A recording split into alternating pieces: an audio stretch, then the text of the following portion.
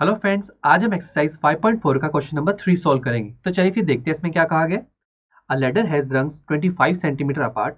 The rungs decrease uniformly in length from 45 centimetre at the bottom to 25 centimetre at the top.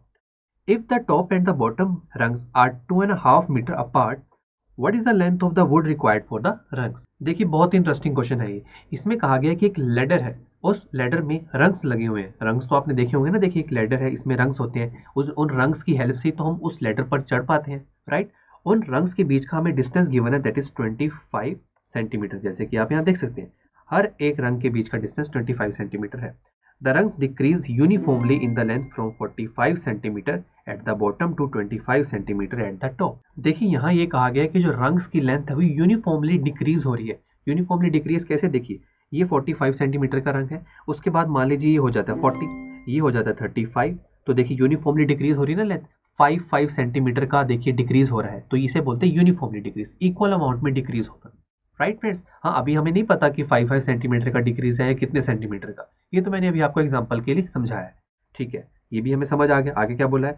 If the top and the bottom rungs are 2.5 metre apart. इसका ये मतलब है कि इस ladder में जो सबसे नीचे वाली रंग है जो कि 45 सेंटीमीटर है और सबसे ऊपर वाली रंग जो कि 25 सेंटीमीटर है, इनके बीच का डिस्टेंस हमें गिवन है, that is 2.5 metre. What is the length of the wood required for the rungs? मतलब इन सभी रंग्स को बनाने के लिए कितनी वुड मुझे चाहिए, ये मुझे बताना है। देखिए हमारे पास क्या गिवन है उसे लिखते हैं। डिस्टेंस बिटवीन द रंग्स, देखिए हर एक रंग्स के बीच का डिस्टेंस हमें गिवन है 25 सेंटीमीटर, वो हमने लिखा है। डिस्टेंस बिटवीन टू रंग्स, मतलब सबसे नीचे वाला रंग है जो और सबसे ऊपर वाला रंग है, उनके बीच का जो डिस्टेंस है वो है 2.5 मीटर, ठीक है फ्रेंड्स। उसके बाद देखिए हमें एक और चीज भी कही गई है कि यहाँ पर रंग्स की लेंथ है वो यूनिफॉर्मली डिक्रीज हो रही है। यूनिफॉर्मली डिक्रीज मीन्स पहले 45 होगी और यूनिफॉर्मली डिक्रीज होते होते लास्ट में कितनी हो जाएगी? 25 सेंटीमीटर हो जाएगी। अब दोस्तों आपको कहीं भी ये दिख जाए कि ये जो नंबर है या ये जो लेंथ है यूनिफॉर्मली इंक्रीज हो रही है, यूनिफॉर्मली डिक्रीज हो रही है, तो इसका ये मतलब है वहां पर जो लिस्ट ऑफ नंबर्स बन रहे होंगे ना, वो पक्का एपी की फॉर्मेशन कर रहे होंगे। तो इट मीन्स ये भी एक एपी की फॉर्मेशन करेंगे नंबर्स। बट इस एपी में मुझे सिर्फ इस नंबर में फर्स्ट टर्म पता है जो कि है 45, राइट। और क्या पता है? कॉमन डिफरेंस तो नहीं पता, बिकॉज यहाँ पर कोई एक टर्म मैं पिक करूंगा, 45 पिक कीजिए उससे पहली वाली टर्म नहीं है, 25 पिक कीजिए उससे पहली वाली टर्म नहीं है, तो डिफरेंस कैसे निकालूं? वो तो नहीं निकाल सकते। और सोचिए हमें इस एपी की nth टर्म मतलब लास्ट टर्म गिवन है, दैट इज 25।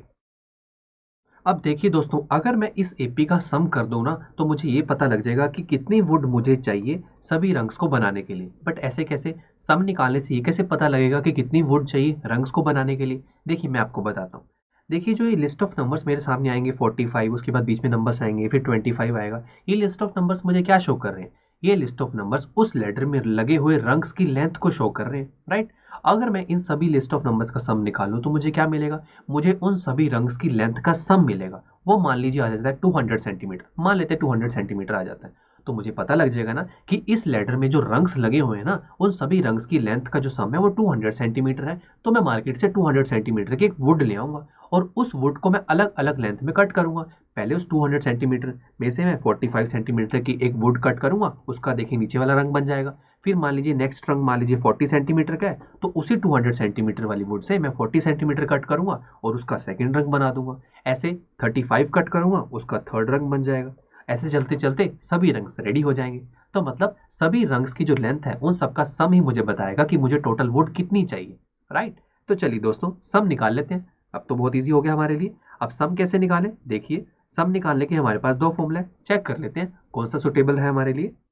तो देखिए हमें सम निकालना है, ठीक है, क्वेश्चन मार्क लगाते हैं। उसके बाद देखिए एन, एन का मतलब ये है कि लेडर में टोटल नंबर ऑफ रंग्स कितनी है, ये तो हमें नहीं पता टोटल नंबर ऑफ रंग्स कितनी है। देखिए क्रॉस लगाते हैं।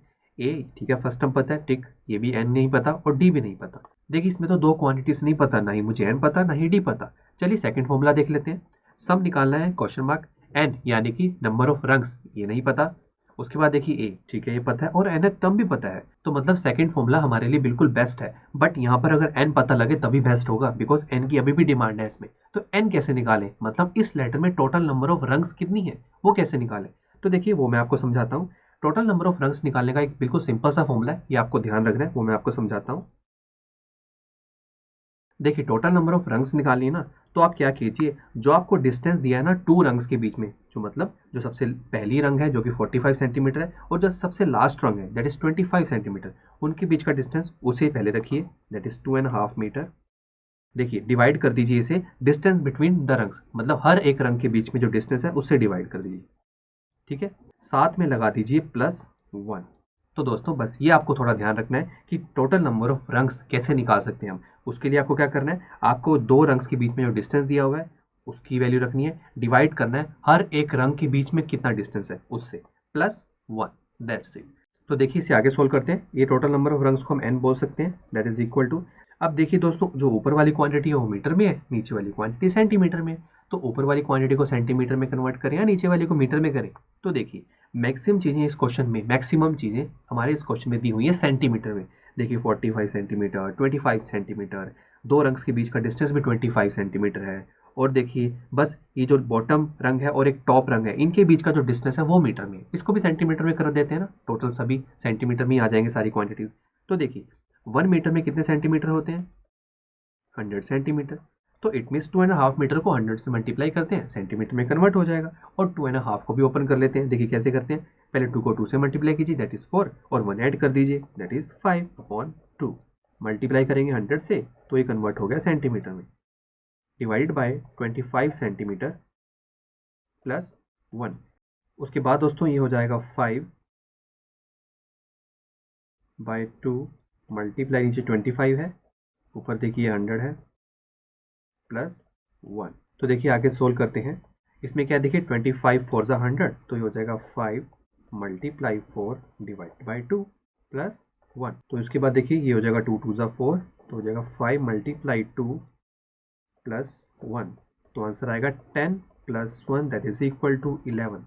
तो देखिए हमें अब ये भी पता लग गया कि उस लेटर में टोटल नंबर ऑफ रंग्स कितनी है, 11। देखिए अब हमें ए, nth टर्म और n पता लग गया। अब हम हमारे इस सेकंड फॉर्मूले का यूज़ कर सकते हैं ना। तो चलिए, तो देखिए हमारे पास अब क्या क्या चीज़ें आ चुकी हैं। हमारे पास फर्स्ट टर्म आ चुकी है 45, nth टर्म आ चुकी है 25 और n यानी कि लेटर में कितनी नंबर ऑफ रंग्स है वो पता लग गया, दैट इज 11। और उन्हीं नंबर ऑफ रंग्स की लेंथ का ही तो मुझे सम निकालना है। सम निकालना है तो S11 करना है, बिकॉज 11 रंग्स की लेंथ का सम निकालना है। तो अब देखिए हमारे पास जो सेकंड फॉर्मूला है उसी यूज़ करना है, तो पहले उसे लिख लेते हैं। देखिए ये वाला फॉर्मूला, तो देखिए वैल्यूज पुट करते हैं। n की वैल्यू है 11, ये हो जाएगा 11/2, a की वैल्यू है 45 प्लस nth टर्म है 25। तो देखिए S11 इज इक्वल टू 11/2, ये हो जाएगा 70 इज इक्वल टू, इसे सोल्व करेंगे तो ये हो जाएगा 11 मल्टीप्लाई 35, ये हो जाएगा दोस्तों 385 सेंटीमीटर। तो देखिए दोस्तों अब हमें यहाँ से पता लग गया कि हमें टोटल कितनी वुड चाहिए, 385 सेंटीमीटर टोटल वुड चाहिए। उसकी हेल्प से मैं 11 रंग्स बना सकता हूँ उस लेटर की, ठीक है। तो चलिए दोस्तों अब नेक्स्ट लेक्चर में क्वेश्चन नंबर 4 को सॉल्व करेंगे, तो फिर मिलते हैं नेक्स्ट लेक्चर में। आई एम श्योर स्टूडेंट्स आपको ये लेक्चर काफी पसंद आया होगा और ऐसे ही मजेदार तरीके से अपने हर एक कॉन्सेप्ट क्लियर करने के लिए डाउनलोड कीजिए पीयू स्टैक ऐप को, जहां पर आपके पास और भी बहुत सारे ऑप्शंस होंगे, जैसे कि back exercise solutions, tip videos, sample papers and much more. So what are you waiting for? Download the app now.